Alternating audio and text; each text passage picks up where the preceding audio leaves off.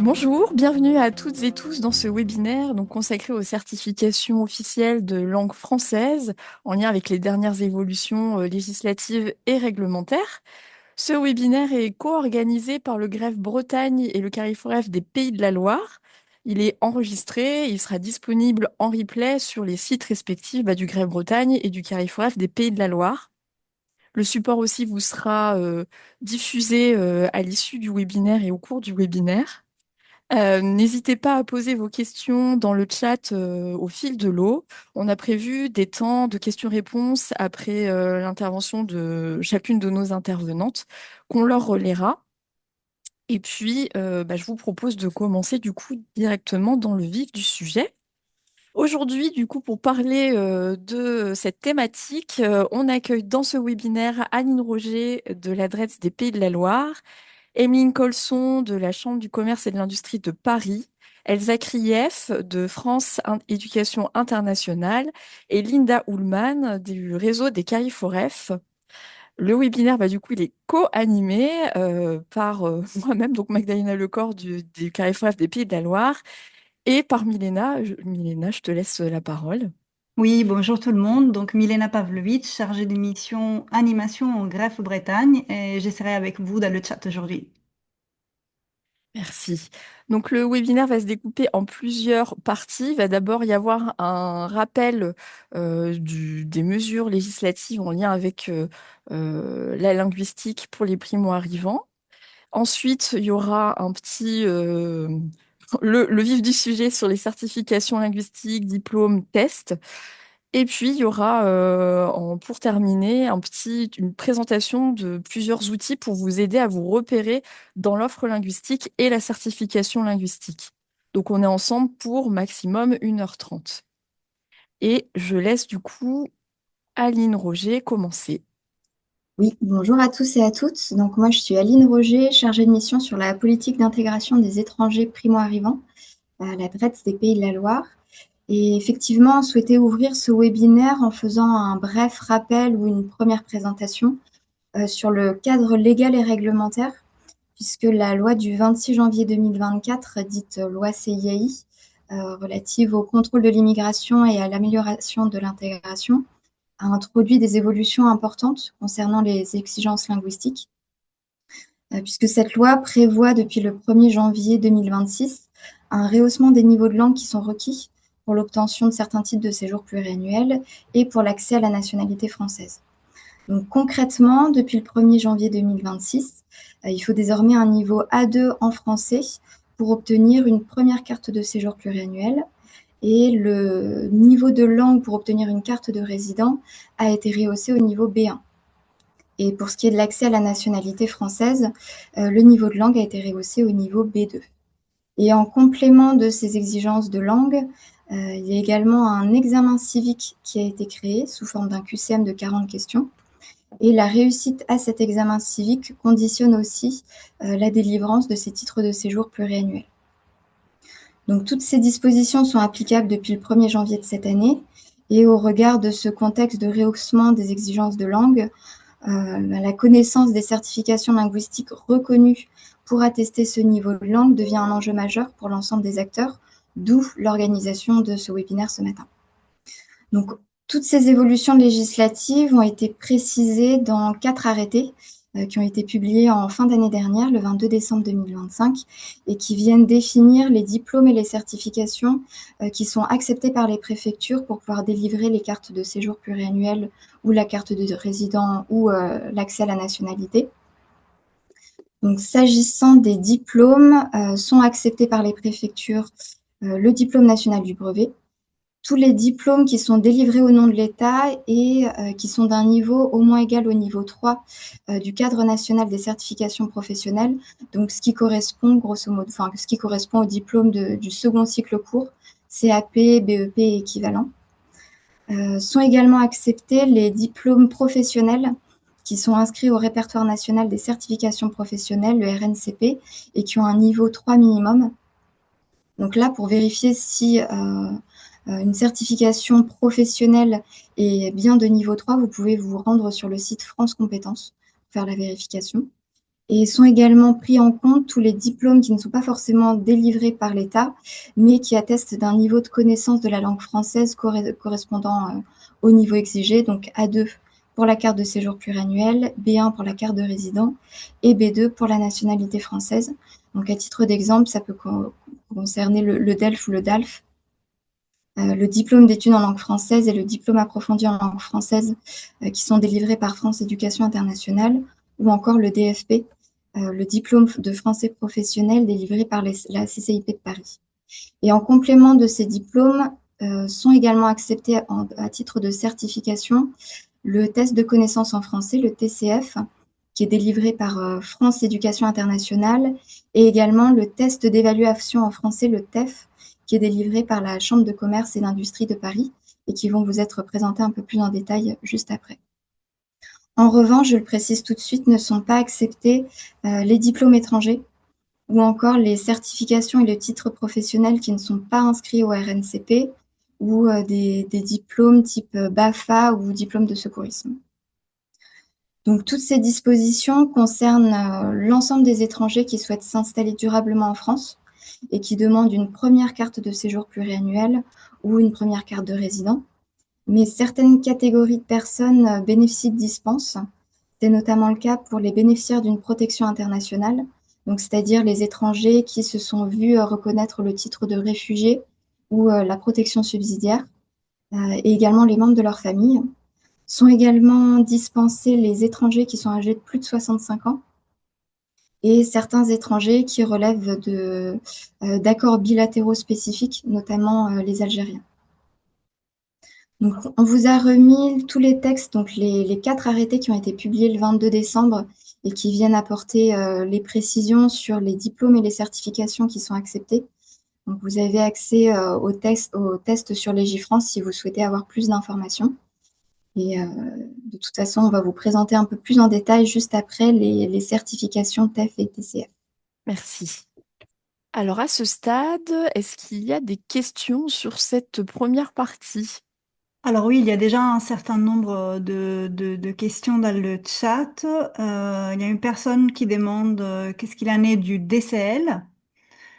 Une autre, je vous transmets au fur et à mesure les questions, Aline. Oui, je les note et puis je ferai peut-être une réponse groupée. Oui, une question concernant demande si les titres professionnels des niveaux 3 équivalent à une attestation de A2, du coup. Et une autre question de la part de Béatrice qui veut une précision quant à l'équivalence à niveau des langues pour un CAP. À quel niveau des langues correspondrait un CAP? Il y a plusieurs questions, hein. J'essaie un peu de sélectionner parce qu'il y aura aussi un certain nombre de réponses qui viendront aussi dans les parties suivantes. Une question peut-être de Sophie qui demande des diplômes, quid des diplômes issus des pays francophones? Voilà, je pense que c'est un premier tour de questions. Peut-être vous pouvez donner les premières réponses. Alors, donc, je commence par la première concernant le DCL. Il me semble que c'est encore en discussion auprès du ministère de l'Intérieur pour savoir si ils vont l'intégrer parmi les diplômes qui sont acceptés par les préfectures. Juste pour vous préciser qu'il y a eu une présentation de toutes ces dispositions qui a été faite aux préfectures en décembre 2025, le 20 décembre, et ça avait été inclus comme un diplôme accepté pour attester du niveau de langue.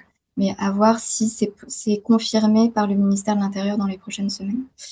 Ensuite, sur l'équivalence du niveau de langue pour un CAP, alors je ne sais pas si l'Éducation nationale le précise.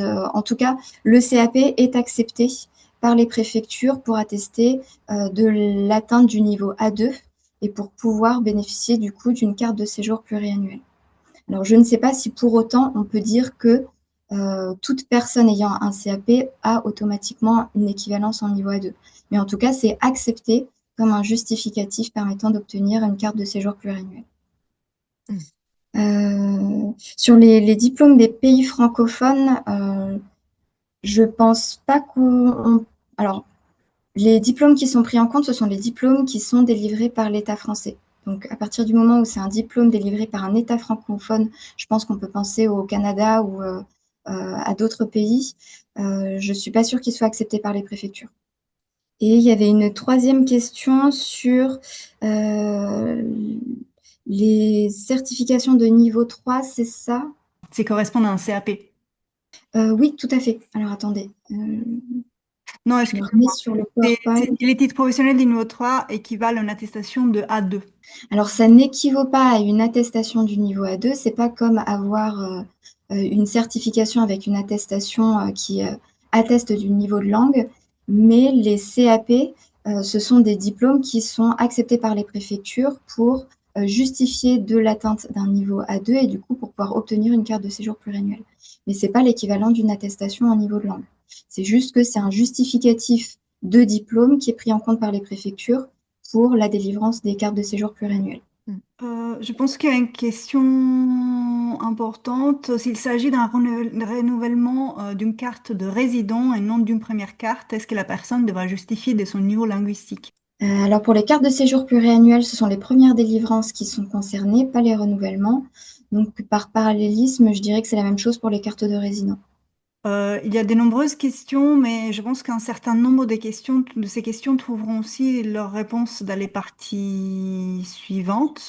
Juste, je vois une autre question sur le fait que pour obtenir une carte de séjour pluriannuelle, le CAP ne suffit pas, il faut également réussir l'examen civique. Oui, effectivement. Comme je le disais en tout début de présentation, il y a une exigence en niveau de langue, mais à ça s'ajoute également l'exigence de réussir un examen civique. Et les personnes donc disposent d'une protection, sont bénéficiaires d'une protection internationale, sont dispensées de ces niveaux de langue. Tout à fait. Dispenser du niveau de langue et dispenser également de l'examen civique. Est-ce qu'on passe à la suite? Oui. Oui. Alors, bah, il y a un certain nombre de questions qui seront probablement répondues avec les interventions de nos intervenantes suivantes. Bonjour, je suis ravie d'être avec vous et merci beaucoup pour l'invitation. Donc, je suis Emeline Colson, je suis chef de projet international à la CCI Paris-Île-de-France. Donc j'ai rejoint la CCI Paris-Île-de-France il y a 8 mois. Après de nombreuses années en direction d'établissements, notamment Alliance française, donc dans le milieu du FLE à l'étranger. Et donc là, je m'occupe beaucoup donc de la France et de tous les dispositifs qui concernent la France, le développement et les partenariats. Alors, la CCI, qui sommes-nous? Donc, la CCI, Chambre de commerce et d'industrie Paris-Île-de-France. Donc, les CCI sont au service de l'économie régionale et de l'emploi. Et donc, la CCI Paris-Île-de-France, le français des affaires, a développé une expertise en langue française depuis plus de 50 ans et surtout en français professionnel. Donc, nous avons différentes missions, former, accompagner et certifier et faire du français, dont une langue d'insertion sociale et professionnelle. Nous avons des certifications, plusieurs certifications, donc deux notamment, qui sont standardisées. Donc, on a le TEF, j'y reviendrai plus tard et avec Elsa, après, on se concentrera sur le TEF IRN et le DFP, Diplôme de français professionnel. Deux certifications qui sont toutes les deux reconnues par le ministère de l'Intérieur pour les démarches de carte de résident et de naturalisation. Voilà, donc pour répondre aux exigences migratoires. On fait partie de la CCI Paris-Île-de-France, mais on est déployé en France dans environ 150 centres et on est présent dans 80 départements. Donc on y reviendra après et puis vous aurez des liens dans le support pour voir la carte de nos centres partenaires. Voilà, on est certificateur, mais on opère avec un réseau de centres partenaires qui font passer ces certifications. Voilà. Et donc, via notre réseau de centres agréés pour une passation conforme aux standards nationaux et internationaux. Voilà un peu qui on est. Elsa, peut-être que tu veux te présenter avant que j'attaque le niveau du CECR. Voilà, donc moi je suis Elsa Krief, je représente aujourd'hui France Éducation Internationale, qui est un opérateur public qui est placé sous tutelle du ministère de l'Éducation nationale. Voilà, donc moi je suis la directrice adjointe de ce département et plus précisément, je m'occupe beaucoup du partenariat et du développement des certifications et du réseau des centres à l'étranger. Voilà, donc France Éducation Internationale, c'est évidemment les certifications, hein, aujourd'hui, ça va être notre préoccupation. Sachez cependant que, il y a plusieurs autres départements, notamment le département langue française, qui s'occupe principalement de la formation des professeurs, des professionnels du français langue étrangère dans le monde. Nous avons aussi un département en coopération en éducation et également quelque chose qui pourrait vous intéresser, le département de reconnaissance des diplômes, donc ce qu'on appelle aussi ENIC-NARIC, qui est donc le service de reconnaissance des diplômes étrangers, voilà, pour avoir des équivalences. Bon, voilà, je ne suis pas venue pour vous présenter ce département, mais vous trouverez de l'info si vous en avez besoin, ou je peux vous donner aussi les contacts, hein, des partenaires qui travaillent avec moi sur ce dossier. Voilà, donc je te laisse la main, Emeline. Merci. Oui, on a pensé que ce serait utile et même nécessaire de faire un rappel des différents niveaux du CECRL, puisqu'il y a des énormes changements liés à ces nouveaux décrets et qu'il y a vraiment parfois des changements il y a des fossés entre certains niveaux, et pour que les organismes de formation, mais aussi voilà, tous les autres partenaires et institutions puissent comprendre ce système. Donc le niveau A1, donc puis Elsa, tu n'hésites pas à compléter, hein, si tu juges utile. Le niveau A1 qui va moins nous intéresser, mais bon, voilà, parce qu'il y a un changement maintenant, c'est à partir du niveau A2. Le niveau A1, c'est le niveau un peu découverte. Donc là, avec le niveau A1, un apprenant peut se présenter, dire bonjour, commander un café, hein, si vous voulez. Voilà, c'est des choses très très simples et des choses personnelles sur l'âge, la langue et le domicile, en gros. Le niveau A2. Donc maintenant, qui nous intéresse, puisque dans les demandes de cartes pluriannuelles, il faut avoir le niveau A2. Donc le niveau A2, c'est un peu le niveau qu'on appelle de survie. Donc on peut participer à des conversations simples sur des sujets de la vie courante, donner des informations personnelles un petit peu plus précises, faire des courses par exemple, et avoir une conversation simple sur des sujets très familiers. Le travail, les amis, les passions, etc. Voilà, ça c'est pour le niveau A2, donc de survie. Ensuite, le niveau B1. Le niveau B1, qui est un peu le niveau indépendance. En général, on dit que c'est le niveau qui nous permet de faire face à n'importe quelle situation quand on est en voyage dans un pays francophone ou quand on est en France pour les étrangers. Donc voilà, on peut comprendre les points principaux quand un langage est standard, on peut produire un discours simple et cohérent sur des sujets familiers, on peut exprimer des sentiments, on peut comprendre des informations à la radio, sur Internet. Par exemple, c'est le niveau aussi qui est demandé et qui est exigé pour tous les métiers de la sécurité. Ça veut dire qu'avec ce niveau B1 aussi, les agents de sécurité sont capables de rédiger des rapports d'incidents. Et donc, voilà, on peut faire ça à partir du niveau B1. Et le niveau B2. Donc, le niveau B2 maintenant qui est exigé pour les demandes de nationalité et de naturalisation. Donc, le niveau B2, qu'on va dire de confort, qu'on est vraiment autonome. Là, on accède à l'autonomie dans la langue. On peut comprendre la plupart des conversations. On peut aussi et surtout argumenter, donner des opinions. Voilà, et on peut communiquer avec spontanéité et aisance. Donner des avis sur un sujet d'actualité, débattre, exposer les avantages, les inconvénients, et aussi rapporter, parler d'événements passés. Voilà ce qui change. Et puis, on a une notion plus abstraite dans le niveau B2 par rapport au niveau B1 où on était avant.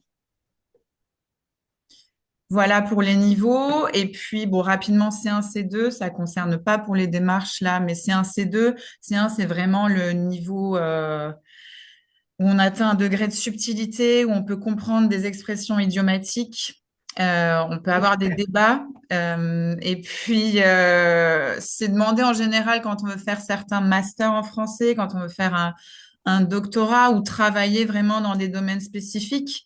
Euh, voilà, quand on regarde les annonces, par exemple, d'emploi, comme des grands groupes, par exemple, comme AXA ou certaines banques, peuvent exiger un niveau C1 en français pour des profils internationaux, puisque c'est un langage très, très spécifique et qui demande une fine analyse. Et le niveau C2, voilà, c'est presque bilingue. On parle spontanément, on comprend l'implicite, on comprend les blagues des collègues à la machine à café. Voilà, donc c'est assez large. En général, c'est demandé pour la recherche universitaire ou même pour les métiers de traducteur, par exemple. Voilà un petit peu pour un rappel. Vous aurez le détail. Je pense pas qu'on ait besoin de s'attarder parce qu'en fait, le CECRL, c'est une échelle qui permet d'évaluer ces niveaux de langue, hein, donc partout en Europe et pour différentes langues aussi. Et il y a 4 compétences qui sont identifiées. Il y a la compréhension orale, compréhension écrite, expression orale et expression écrite. Voilà, c'est ces compétences qui vont être aussi évaluées pour les certifications linguistiques et qui ont été retenues par le Conseil de l'Europe. Vous aurez le détail de ces niveaux dans le support, donc pour chacune des compétences exigées. Donc, il y aura peut-être, on prendra les questions après. Voilà pour les niveaux du CECRL. Je voulais juste alors rappeler, donc nous, la CCI, on propose 2 certifications, on propose le TEF. On a plusieurs types, enfin, le TEF se décline. Le TEF, c'est le premier test standardisé au monde en langue française. Donc, on a le TEF IRN, on y reviendra tout à l'heure. On a le TEF Canada, donc pour une immigration au Canada. Et dans les démarches d'immigration et de citoyenneté, il y a le TEF Québec. Il y a le TEF études, donc ça s'adresse surtout aux étudiants internationaux étrangers qui veulent faire des études supérieures en France. Et on a le TEF tout public. Voilà, donc un TEF pour chaque usage. Et puis notre autre certification, alors, ce sont nos diplômes de français professionnel, donc DFP, donc qui se déclinent en DFP affaires, qui est notre gamme plus généraliste, santé, tourisme, hôtellerie, restauration et relations internationales.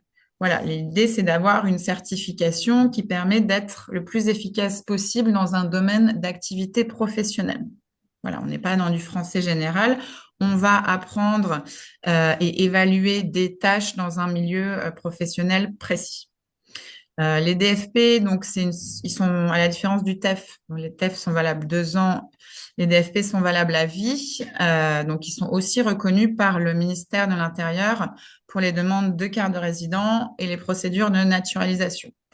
C'est utilisé à la fois par certaines entreprises pour le positionnement, le recrutement de leurs talents, pour sécuriser les parcours. C'est une certification qui est utilisée par certains acteurs éducatifs, donc lycée professionnel par exemple ou école, et c'est une certification qui est utilisée dans les dispositifs d'insertion professionnelle. Donc voilà, si vous avez des questions par rapport à ça, c'est le TEF comme le DFP peuvent être utilisés, ils sont déjà utilisés dans des POI, dans des BOP 104, etc. Voilà rapidement pour nos certifications, et je pense que là, je vais laisser l'écran et la main à ma collègue Elsa, et on reviendra après avec un focus plus précis sur le TEF IRN. Merci, Merci. Emeline. Merci. Ok, très bien. Donc, pour que ce soit bien clair, comme j'ai vu déjà une petite question sur si le DELF était toujours valable, donc Emeline vient de vous présenter les certifications donc, reconnues qui sont celles de la CCIP. Il y a donc 2 opérateurs hein, qui ont cette reconnaissance, c'est donc la CCIP d'un côté et France Éducation Internationale de l'autre. Voilà, 2 opérateurs voilà, on a les mêmes activités, les mêmes modalités et donc la même reconnaissance de la part du ministère de l'Intérieur. Donc très rapidement, hein, puisque on a plus ou moins les mêmes activités, hein, les certifications de France Éducation Internationale, les voici. Donc le DELF, le DALF, le diplôme d'enseignement de langue française et le diplôme approfondi de langue française, le TCF, hein, le test de connaissance du français, et puis qui vont être les deux certifications, hein, qui nous intéressent aujourd'hui. Bon, voilà, très rapidement pour que vous ayez cette connaissance. Donc, on a aussi un test de positionnement de français qui s'appelle Evalan, qui est un test totalement dématérialisé et qui se fait en ligne, mais attention, qui n'est pas certifiant comme le sont le DELF ou le TCF. Et également le DILF que vous connaissez peut-être, hein, qui est le diplôme initial de langue française, qui est vraiment destiné aux primo-arrivants, mais qui évalue le A1.1. Donc, c'est vraiment avant même le A1. C'est presque un diplôme enfin, d'alphabétisation, hein, voilà. Donc, voilà les certifications de France Éducation Internationale. Voilà, le DELF, effectivement, est bien reconnu, hein, par le ministère de l'Intérieur. J'ai vu cette question. Ce diplôme, hein, c'est donc, attention, c'est un diplôme. Vous allez vous présenter au niveau qui correspond à au niveau voilà, que le candidat a. Donc, on se présente ou au niveau A1 ou au niveau A2, B1, B2 ou C1, C2. Donc, il faut déjà avoir plus ou moins une connaissance de son niveau. Et donc, le DELF va donc reconnaître officiellement le niveau du cadre européen de langue, voilà, que vous a présenté Emeline juste avant. Le diplôme est valable à vie. Voilà. Et puis, donc, il est effectivement reconnu par l'administration, le ministère de l'Intérieur. Attention toutefois, il est reconnu, mais c'est bien le diplôme qui est reconnu. Il y a apparemment quelques problèmes avec les attestations de réussite, parce qu'évidemment, passer un diplôme, ce n'est pas du tout la même démarche que passer un test. Un diplôme, on s'inscrit pas mal en avance, hein, parce que c'est une autre configuration, un autre dispositif. Donc, il faut s'inscrire pas mal en avance. Ensuite, il y a une date pour les passations. Et ensuite, comme c'est un diplôme officiel national encadré par un décret, il y a tout un processus avec un jury, etc. Et donc, pour obtenir son diplôme, il faut quand même attendre un peu, en général, entre 2 et 3 mois, une fois que les résultats ont été obtenus. Donc, quand on obtient le DELF, le centre agréé peut donner une attestation, mais cette attestation, attention, parce qu'apparemment, dans certaines préfectures, elle est prise en compte et dans d'autres, non. Voilà. C'est le diplôme qui est valable. Donc attention toutefois. C'est pour ça qu'on va s'intéresser aujourd'hui plus au test de connaissance du français qui, comme le TEF, est reconnu et de la même manière, donc avec les niveaux que vous a expliqué Emeline juste avant.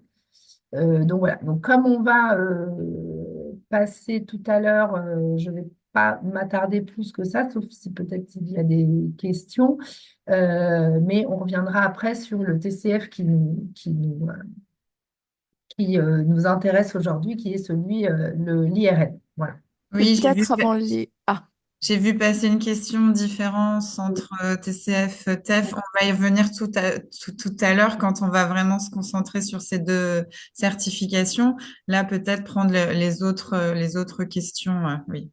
et puis peut-être avant de passer aux questions, juste reclarifier, parce que peut-être, c'est vrai, nous, on est dans la certification, donc ça nous paraît comme Aline l'a présenté, en fait, il y a des textes, un cadre réglementaire qui est venu préciser quelles étaient les certifications, donc entendues comme diplôme et test de langue, qui vont venir attester pour l'obtention, comme vous l'a expliqué Aline, de certains papiers officiels d'un niveau de langue. Dans la partie diplôme, il y a les différents diplômes évoqués dans l'arrêté.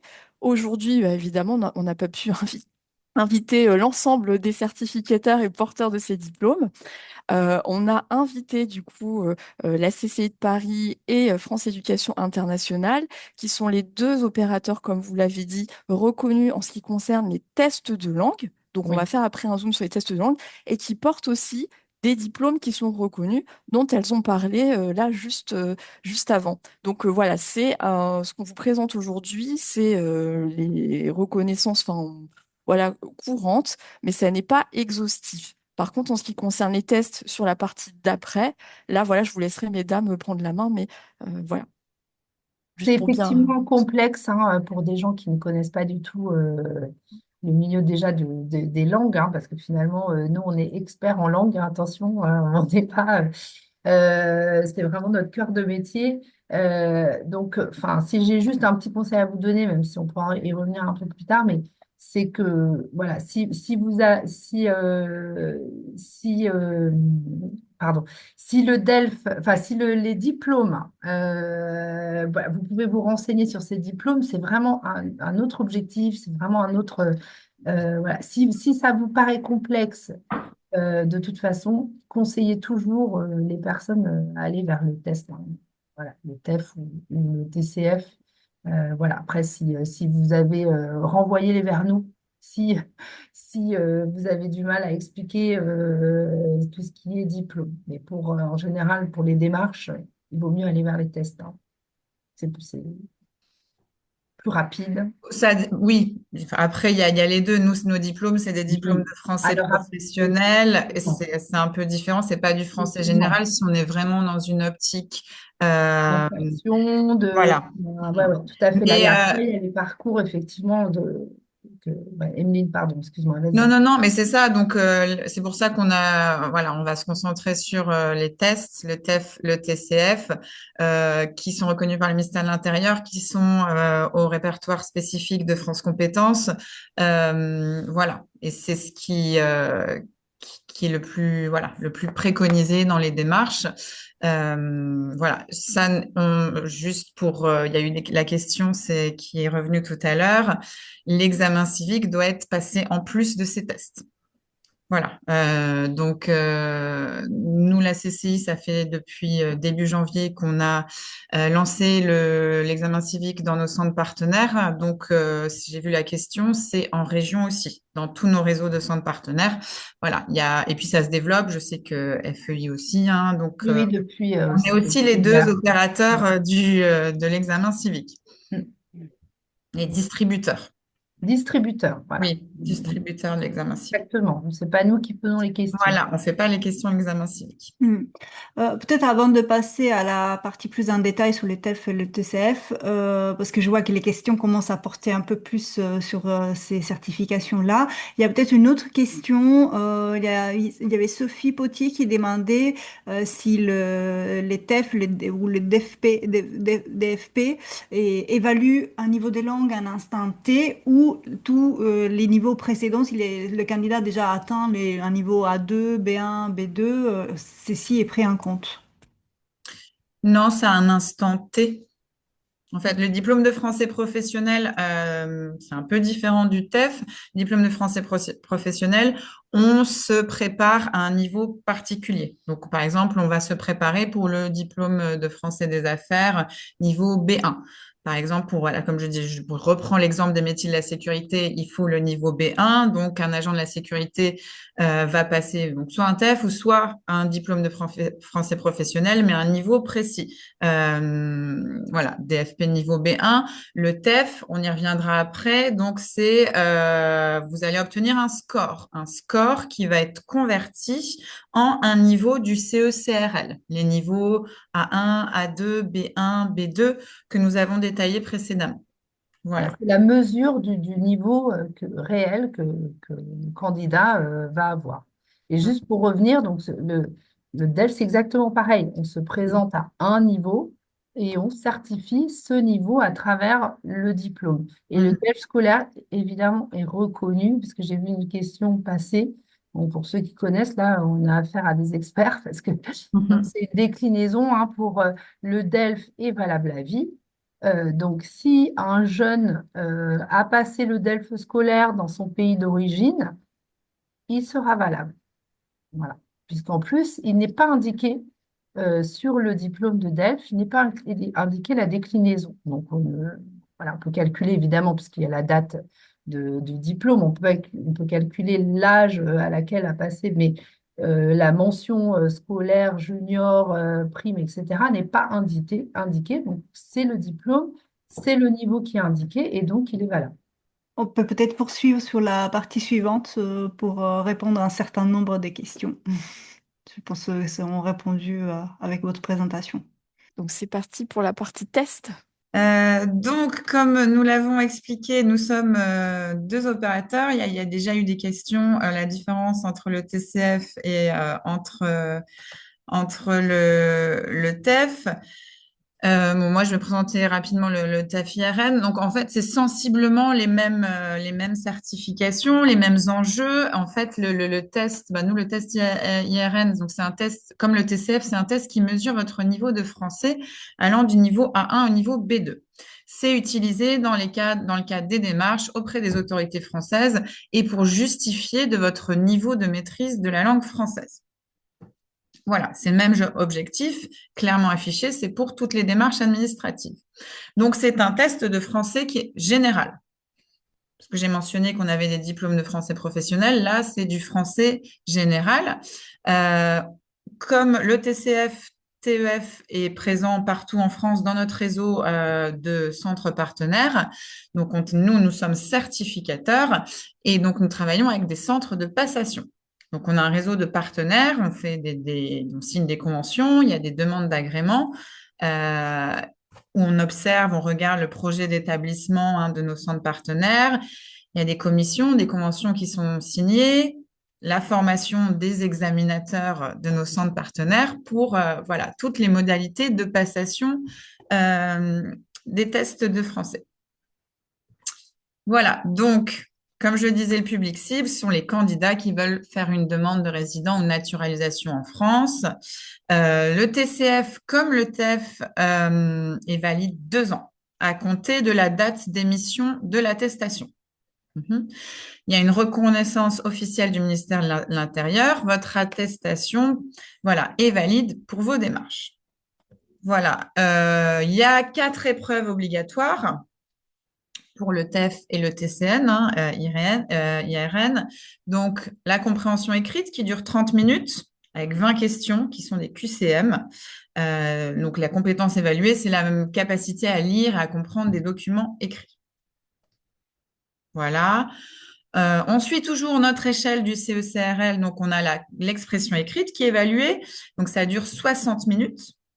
Il y a 2 sections. Une section A qui dure 10 minutes, où là, on vous demande de rédiger un message pour prendre des nouvelles de quelqu'un.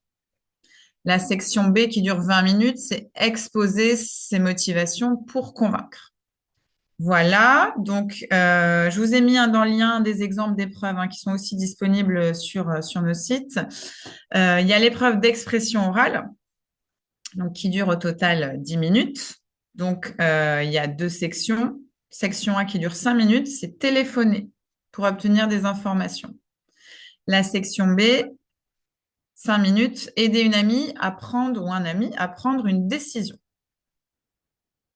Voilà, donc là, on évalue l'expression orale, l'interaction avec un examinateur. Un examinateur qui est dans le centre de passation. Voilà, donc là, c'est un petit rappel des épreuves, de la durée et du format. Attention, les épreuves doivent être passées le même jour. Pour le TEF IRN et le TCF aussi, ça doit être passé le même jour pour que votre attestation soit reconnue par les autorités françaises. Voilà, pour le déroulement de l'épreuve. Elsa, tu veux ajouter quelque chose? Alors, non, pour le TCF, c'est le même principe. De toute façon, ce qu'il faut que vous compreniez, c'est que ce sont des tests standardisés, qui correspondent à des critères qualité qui sont très exigeants. Voilà, avec tout un système, ce qu'on appelle psychométrie, c'est-à-dire qui va mesurer la fiabilité des tests, Voilà. Mais pour ce qui est des modalités, c'est la même chose, hein. Donc, je te laisse si tu as d'autres choses à... Oui, c'était un peu pour les modalités de Ouais, passation. Je pense que ça va intéresser ouais, aussi je pense que le public. Donc, j'ai déjà parlé du format du test, donc qui est sur ordinateur. Nous, enfin voilà, donc toutes les épreuves de compréhension orale, de compréhension écrite et d'expression écrite sont sur ordinateur. Sauf demande spécifique, voilà, ou si vraiment il y a une demande dans certains cas pour que ce soit du TEF papier, mais sinon, voilà, depuis quelques années, tout est en ligne et il y a une épreuve face à face avec un examinateur ou une examinatrice. Donc, la durée totale, c'est 1h20. Le lieu de passation, donc, comme je l'ai expliqué, nous sommes les certificateurs, FEI et CCI, on est certificateurs et nous travaillons avec un réseau de centres agréés partout en France, hein. Nous, on est sur 80 départements. Vous trouverez la liste et la carte des centres partenaires sur nos sites. En fait, quand vous voulez vous inscrire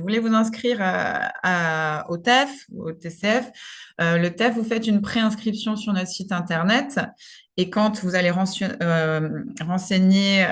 vos informations, on va vous aider à trouver un centre où vous voulez passer le TEF.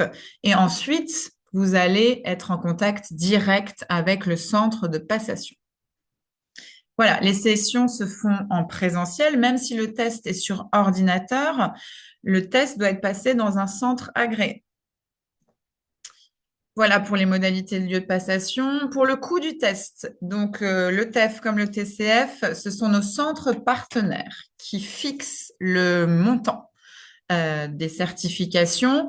Après, on estime, en moyenne, c'est généralement 150 euros. Mais ça peut varier d'un centre à l'autre. Voilà. Donc, quand vous vous inscrivez ou quand le candidat s'inscrit, donc tout est géré par le centre de passation, pas par nous. Et donc, votre interlocuteur unique sera le centre de passation, sauf s'il y a un souci, un incident, et dans ce cas-là, nous, où il y a une demande de recours, on peut intervenir.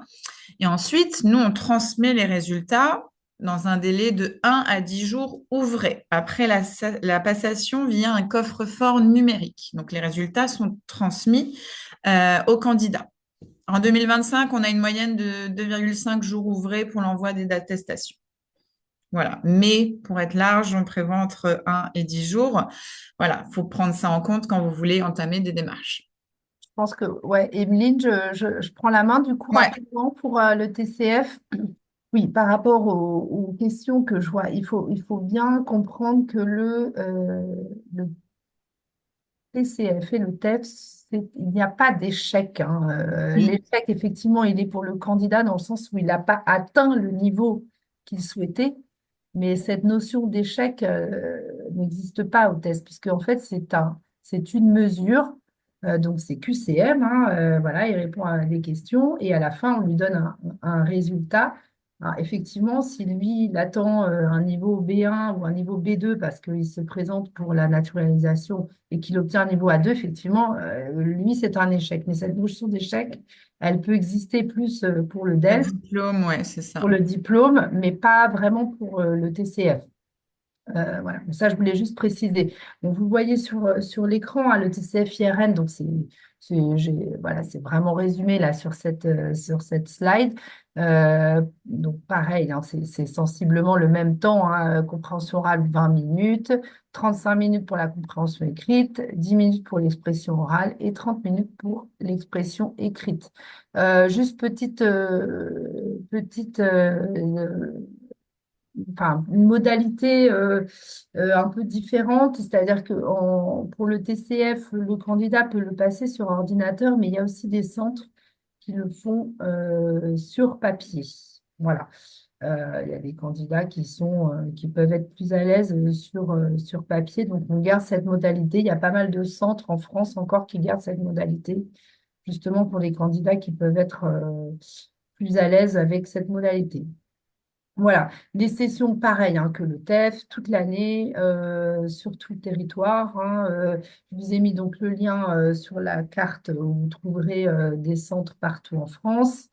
Sachez juste que là, j'ai mis aussi, donc, il y a quand même ces indications pour la préparation. D'accord? Donc, évidemment, il y a le site de France Éducation Internationale où vous allez trouver des infos pratiques, les conseils aux candidats. Et puis, il y a aussi évidemment tous les éditeurs avec lesquels voilà, on collabore et qui ont des livres de préparation. Et il y a aussi le site de RFI et de TV5 qui propose des exercices gratuits. Voilà, et donc là, ils peuvent s'entraîner autant qu'ils veulent, donc sur les sites de RFI et TV5. Voilà. Donc ça, je pensais que c'était aussi important pour vous d'avoir ces ressources éventuellement pour indiquer aux candidats comment ils peuvent se préparer. Voilà ce que je voulais ajouter. Ouais, moi, je vais juste aussi donc compléter aussi. Même chose, hein, voilà, sur notre site aussi, il y a de nombreuses ressources gratuites, donc des exemples d'épreuves TEF, des ateliers de préparation, des tutoriels d'entraînement, des conseils de préparation. Voilà, vous avez nombreux. Voilà, notre équipe pédagogique a réalisé de nombreuses fiches, de nombreuses vidéos qui sont en accès libre. Si vous voulez vous entraîner aussi, on a un partenariat avec Prep My Future, donc Prep My TEF. Il y a énormément de sujets d'examen blanc. Voilà, en gros, hein, toutes ces ressources. Et puis, comme elle a expliqué Elsa, TV5 Monde, RFI, il y a vraiment des documents authentiques qui sont en accès libre et qui permettent la préparation des candidats. Je Voilà. vois une question qui peut être sur laquelle peut répondre peut-être Emeline tout de suite. Hein, comment évaluer le niveau quand le candidat est à l'aise à l'oral et pas à l'écrit? Alors, attention, hein, faites attention, les tests, aussi bien le TEF que le TCF, c'est une science complexe. On a ce qu'on appelle des psychométriciens qui travaillent Mhm. sur. Et donc, c'est pas question 1, 1 point, question 2, 1 point et demi. C'est pas ça du tout. Hein, ça Non. marche pas comme ça. Ce sont des mesures de tests. Hein, c'est une science. Et donc, effectivement, un candidat qui peut être très à l'aise à l'oral et pas trop à l'écrit, ça peut éventuellement compenser pour avoir le niveau. Mais bon, attention, hein, évidemment, il ne faudrait pas qu'il y ait un gap trop, trop élevé parce que là, ça peut effectivement, mais bon, oui, ça peut compenser.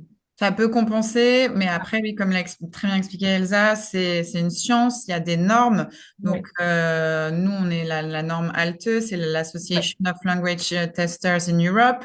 Donc, on a des commissions scientifiques, on a un département scientifique qui, voilà, reconnaît nos tests et reconnaît donc voilà la valeur scientifique de nos certifications. Mais il est vrai que ça peut se compenser, voilà. Le mieux, c'est de s'entraîner. Hein. Il n'y a C'est pas un de entraînement rigoureux, voilà. l'entraînement, la préparation, faites très attention aussi parce qu'on voit souvent aussi des problèmes dans les centres. Il faut expliquer aux personnes qui ratent pas, mais qui n'auraient pas le niveau attendu, que s'ils veulent obtenir le certificat avec le niveau attendu, il faut qu'ils travaillent l'apprentissage du français. C'est pas en s'entraînant. Le test, c'est une mesure qui va mesurer votre niveau réel. Donc, si vous voulez avoir un niveau au-dessus, il faut travailler le français et pas le test. Oui, c'est l'exercice, c'est bien de s'entraîner à la méthodologie, mais ce qui est important et ce qu'il faut bien comprendre, c'est que si la personne a un niveau A2, elle n'aura pas le niveau B1 au test, même si elle s'entraîne. Ce qu'il faudra qu'elle fasse, c'est travailler son apprentissage du français. Donc, soit vous en proposez, c'est super, soit il faudra les renvoyer vers des centres qui pourront Oui, les qui préparer. propose des Voilà. parcours de formation et c'est De pour formation. ça qu'on travaille avec nos centres partenaires aussi. Là, je vois une question sur ordinateur, les claviers en quelle langue? En général, dans les parcours d'insertion et surtout pour les primo-arrivants, il y a de la formation linguistique, mais il y a des parcours qui intègrent des parcours numériques, justement, pour aussi les préparer à ces tests sur ordinateur et puis aussi des claviers en français pour parce qu'on voilà, pour être dans des conditions aussi de travail ou de en France, voilà. Mais ça fait partie en général. Moi, dans certains centres, il y a une partie numérique. Voilà. Et attention aussi à la. Je vois qu'il y a pas mal de choses sur le DCL, hein. Le DCL, ce n'est pas un test. Voilà. On ne peut pas comparer un diplôme et un test. C'est pas les mêmes objectifs, c'est pas la même mesure, c'est pas la même méthodologie. Voilà. Donc voilà pourquoi l'un peut être reconnu et pas l'autre. Et puis ensuite, ce qu'expliquait Emeline, c'est qu'il y a des critères, il y a des normes, donc la Q-mark pour ce qui est européen, et nous on a aussi la norme ISO 9001 Mhm. qui atteste de la qualité de nos process, qui n'est pas forcément le cas du DC. Il y avait une question quant au délai de passage des tests. Est-ce qu'il y a un délai particulier pour passer ces tests une fois arrivé sur le territoire? Non, il faut regarder le calendrier des sessions des centres agréés, mais enfin, en général, il y a des sessions vraiment très, très fréquemment. Donc, Mm. non, il n'y a pas de délai. Après, il faut être prêt et voilà, faut être prêt et s'entraîner. Et moi, je conseille de se tourner vers le centre où on Ouais. voudrait passer le test et voilà. Et bien regarder le calendrier aussi, enfin, Oui. par rapport à ses objectifs, ses démarches, parce que le test, attention, il est valable 2 ans. Mm. Donc il y a ça aussi qu'il faut prendre en compte. D'ailleurs, je ne sais pas si euh, le focus examen civique, donc faites attention. Donc maintenant, Mm. l'examen civique accompagne hein, donc ce diplôme, enfin ce test, enfin l'attestation de l'apprentissage du français ou du niveau de français. Et donc, les centres, hein, il me semble que aussi bien TEF que TCF aujourd'hui, puisque aujourd'hui aussi pour nous aussi c'est d'actualité. Donc, tous les centres agréés TCF ou TEF, tu me contrediras, Mhm. Oui, sinon, donc sont habilités à faire passer cet examen exactement. civique. Mhm. Examen civique qui est donc un uniquement QCM, 100% QCM, donc sur ordinateur, là par contre, pas de papier, 40 questions.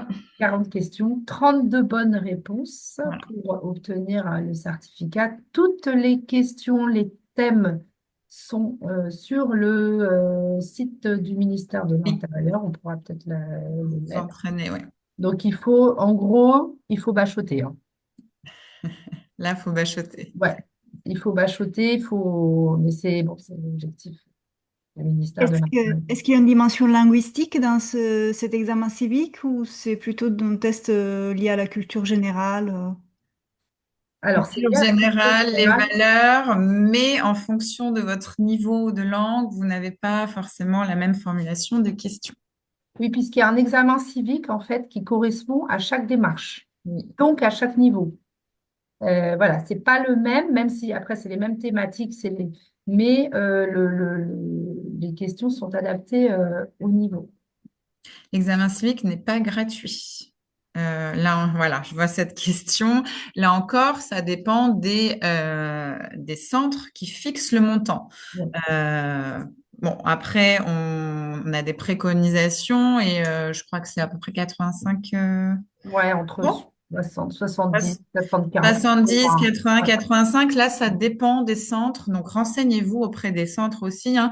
Voilà. Ce n'est pas subventionné, donc les centres doivent faire face à leurs coûts parce qu'il faut surveiller.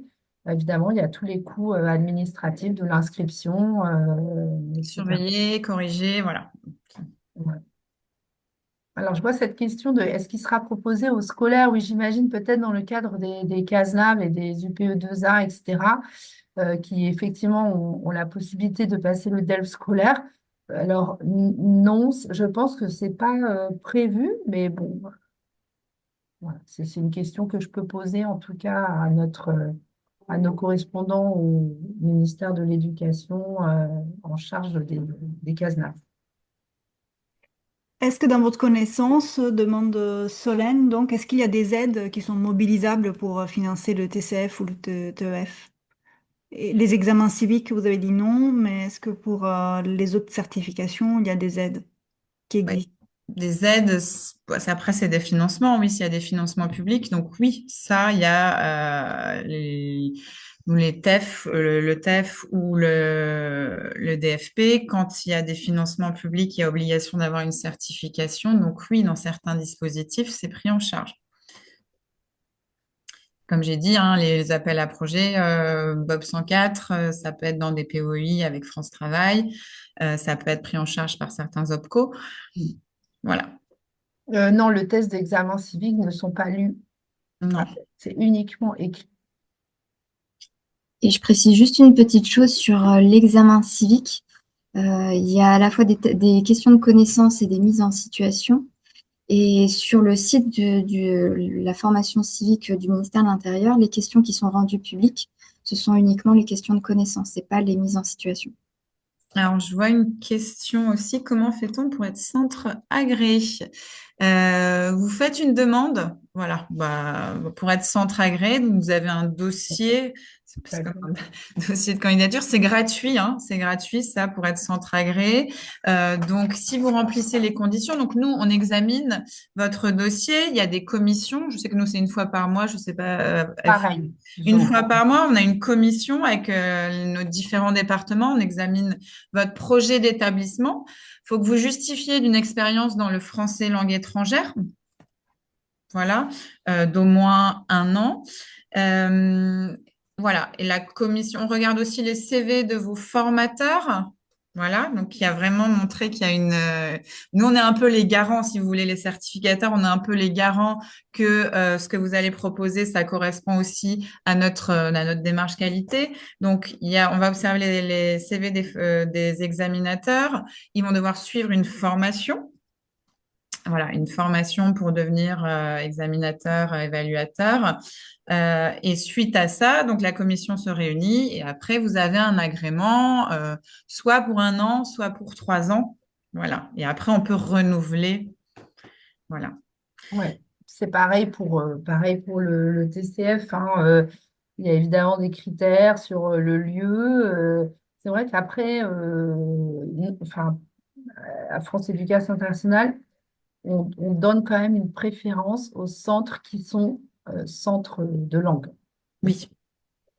Parce que, voilà. Mais bon, tout est Oui. analysé, hein, parce que pour vous donner, mais je sais que pour le TEF, c'est pareil, l'augmentation est telle au niveau, mais bon,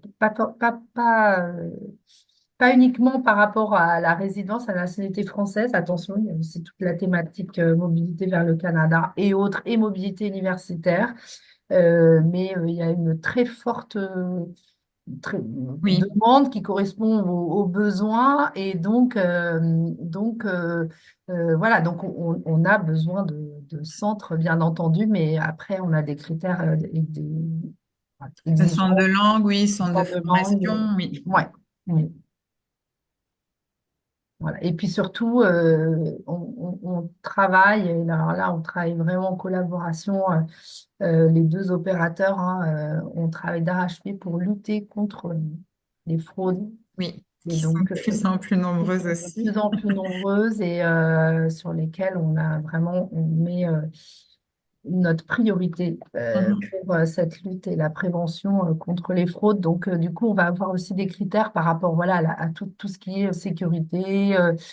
Voilà. Voilà, comment vous êtes déployé au niveau technique, au niveau Ouais. sécurité, au niveau surveillance. Voilà, qu'est-ce qui se passe en cas de fraude? Voilà, on a des audits, on a des visites de Oui, tout à contrôle. fait. Voilà.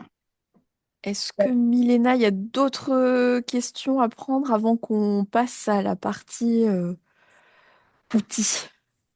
Je vois que le temps court. Je pense qu'on pourrait passer à la prochaine partie.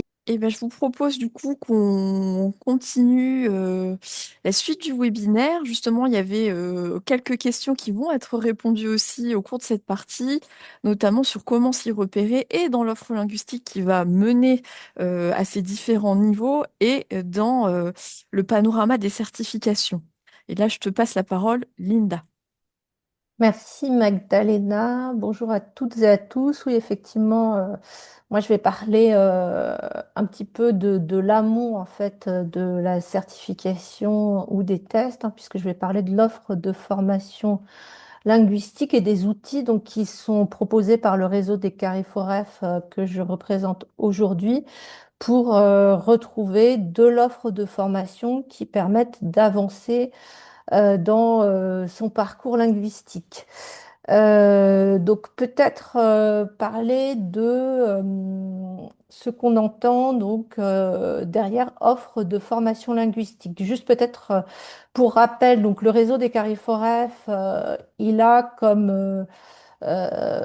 trois grandes missions et une de ces missions, c'est la collecte, l'information en tout cas sur l'offre de formation à destination des demandeurs d'emploi en apprentissage et dans le cadre du travail que nous menons avec la direction de l'intégration et de l'accès à la nationalité du ministère de l'Intérieur, une information sur l'offre de formation de français à destination des primo-arrivants. Donc avant de parler des outils, je voulais qu'on voit ensemble ce qu'on retrouve derrière cette offre de formation. Donc il y a on l'a structuré en trois grands parcours. En gros, on a tout ce qui permet à la personne d'être autonome. Donc, ce qu'on a appelé le parcours d'intégration. On va y retrouver du français langue étrangère et de l'alphabétisation. Donc, ça va correspondre à tout ce qui est financé sur le BOB 104, l'offre de l'OFI, les actions sociolinguistiques, ouvrir l'école aux parents pour la réussite des enfants. Ensuite, on rentre dans une offre de formation qui permet aux personnes d'avancer dans leur recherche d'emploi, de s'insérer socio-professionnellement. Et donc là, on va retrouver encore un peu d'alphabétisation et on va retrouver surtout du français mis à niveau et du français à visée professionnelle. Là, on va retrouver de l'offre de formation, donc avec des financements publics côté région, côté conseils départementaux, France Travail, OPCO, ministère du Travail. Ensuite, on a tout ce qui est certifiant, donc tout ce qui permet d'attester de niveau de langue, de passer des diplômes de français. Donc effectivement, comme ça a été dit plus tôt, parfois ces offres de formation dites certifiantes vont recevoir des financements publics. Donc, on va pouvoir retrouver parfois des financeurs, les financeurs qu'on a mentionnés précédemment. Et parfois, ces formations vont être financées par le bénéficiaire lui-même, par l'entreprise, par l'OPCO. Donc, voilà en gros le paysage de l'offre de formation linguistique.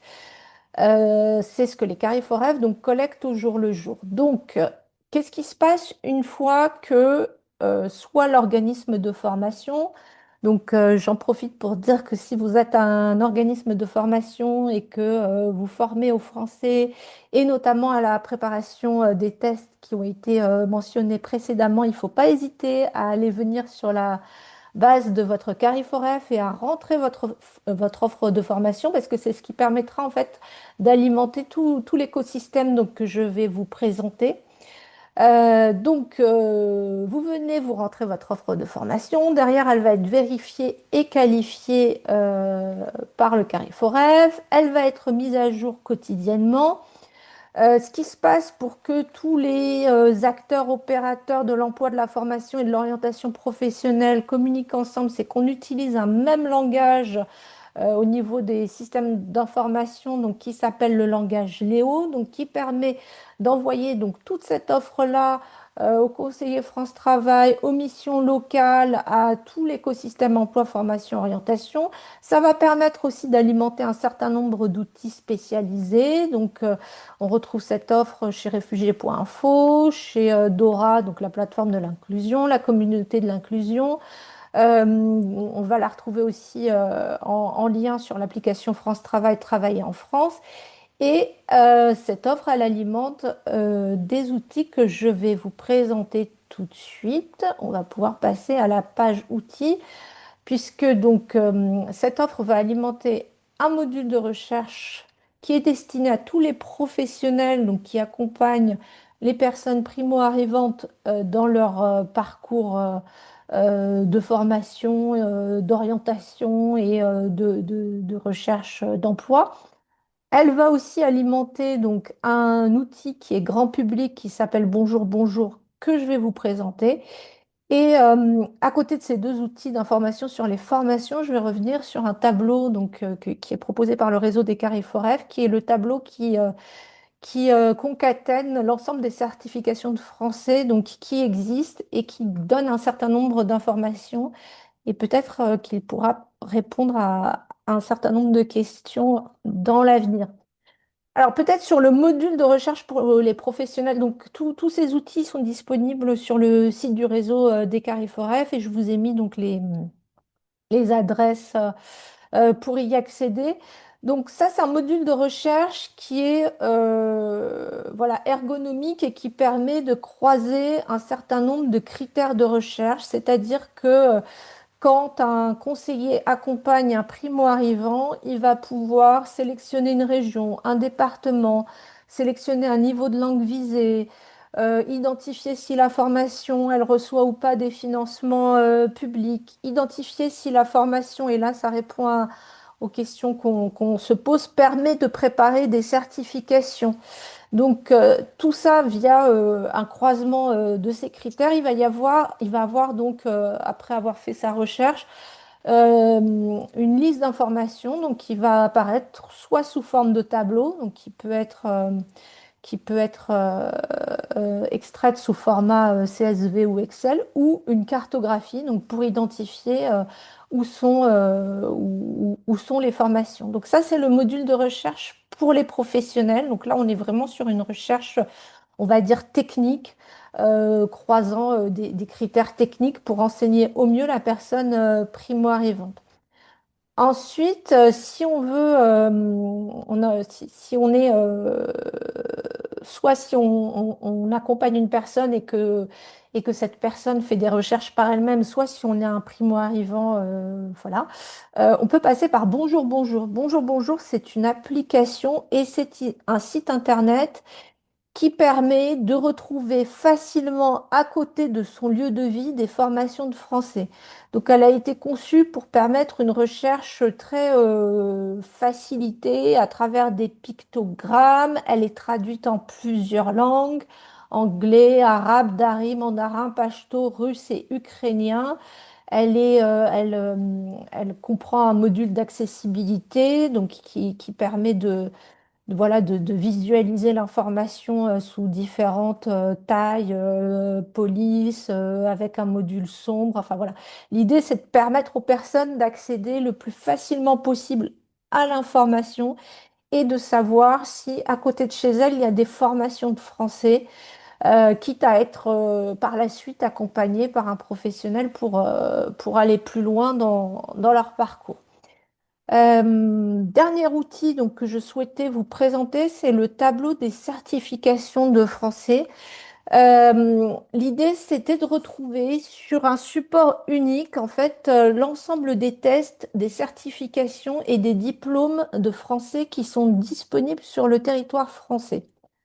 C'est un tableau qui est actualisé régulièrement donc, par le réseau des Carrefour-F et qui permet d'avoir une information synthétique assez fine sur toutes ces certifications. Donc il y a 38 lignes dans le tableau. On va avoir l'intitulé de la certification, on va identifier le certificateur, on va identifier le niveau de langue auquel la certification prépare. On va mettre en lien des nomenclatures de l'emploi, de la formation, de l'orientation professionnelle que je ne vais pas forcément vous détailler. On va savoir si la certification est enregistrée, pardon, au répertoire spécifique. Juste peut-être dire que ce tableau, donc, il est disponible actuellement sur le site du réseau des Cariforef. Il permet, au-delà des attestations hein, qui sont valables, enfin reconnues en tout cas par le ministère de l'Intérieur et en préfecture, il permet aussi voilà, d'avoir cette vision d'ensemble des certifications et qui peuvent être utiles aussi dans d'autres domaines, par exemple auprès d'un employeur quand on postule à une recherche d'emploi ou autre. Et on est en train de faire un travail avec le ministère de l'Intérieur qui va consister à identifier donc si chacune des certifications, chacun des tests, chacun des diplômes est, est recevable ou pas auprès de la préfecture. Donc il faudra nous suivre hein, dans les prochains jours, dans les prochaines semaines. On va pouvoir rajouter une colonne à ce tableau qui permettra, on l'espère en tout cas, de répondre aux interrogations voilà, qui ont été quand même nombreuses dans le chat. En tout cas, voilà, on est en train de travailler ardemment pour pouvoir apporter cette nouvelle finesse d'information. Voilà pour ce qui me concerne. Merci beaucoup. Et on avait un dernier outil à vous partager, ce sont les kits certification qui ont été élaborés par Doc en Stock. Alors pour ceux qui ne connaîtraient pas, Doc en Stock, c'est une plateforme en ligne qui est alimentée par 11 centres ressources illettrisme et analphabétisme en France et qui met à disposition des bénévoles ou des formateurs qui accompagnent le public étranger primo-arrivant un certain nombre de ressources pédagogiques, de webinaires, d'outils sur cette thématique-là et ils ont élaboré des kits sur les certifications. Donc il y a 3 kits qui sont disponibles, un spécifique pour les orienteurs, un pour les candidats et un pour les formateurs. Ils ont été actualisés récemment en octobre de l'année dernière pour les mettre en conformité avec toute l'évolution de la réglementation. Et l'objectif de ces kits, c'est vraiment de diffuser l'information la plus complète possible sur les certifications en langue qui existent et qui peuvent être utiles pour les étrangers primo-arrivants dans le cadre de leur démarche administrative. Merci. Milena, je te laisse la Oui, parole. je prends le soin de conclure. Donc, tout d'abord, un grand merci à nos intervenantes, tout d'abord pour la préparation de ce webinaire et pour vos présentations respectives très, très riches. J'espère que ces présentations vous ont apporté des clarifications et vous ont donné un certain nombre de réponses. Comme annoncé tout au long de ce webinaire, vous aurez tous les supports qui ont déjà été envoyés dans le chat, mais vous les aurez aussi également par mail. Vous trouverez ce webinaire aussi un replay, donc sur les sites internet de nos Cariforef respectifs, donc sur le Cariforef Pays de la Loire et sur le site du Greffe Bretagne. Pareil, c'est ce diaporama de introduction conclusion vous sera envoyé par mail, donc vous pourrez retrouver les liens et je vous les enverrai après dans le chat également. Merci également à Magdalena Lecor pour la préparation, la co-organisation de ce webinaire et on se dit à très bientôt. Merci à tous Merci. et tous. Merci. Merci. Merci pour l'invitation. Merci. Au revoir. Au revoir. Au revoir.